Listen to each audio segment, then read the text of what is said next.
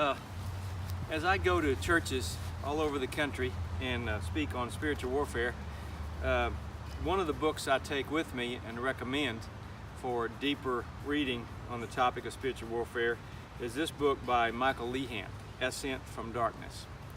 Michael friended me on Facebook. We've done seminars together.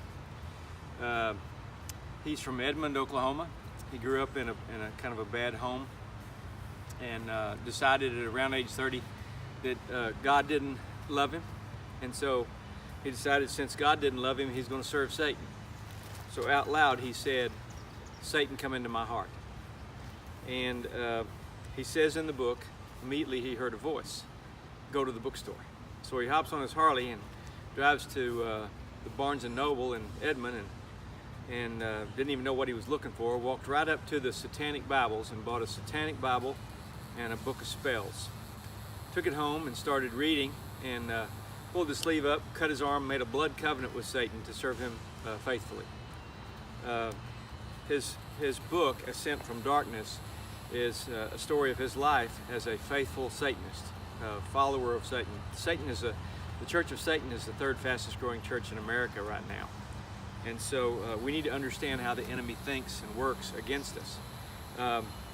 Michael was very successful. He says his God, Satan, blessed him greatly.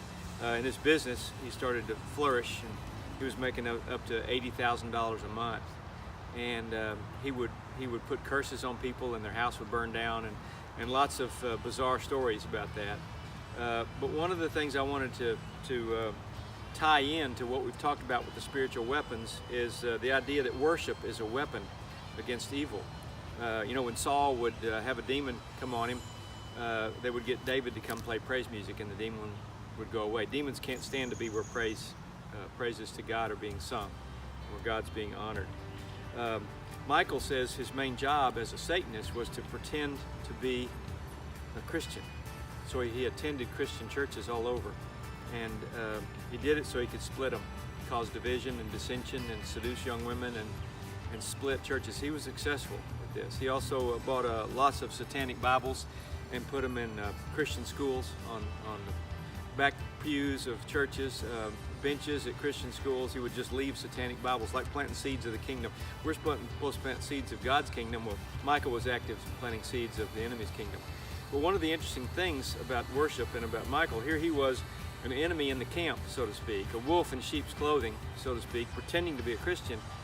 But even though he attended Christian churches and worked hard to split them and was very successful at that, he could not stand to be in the auditorium during praise and worship.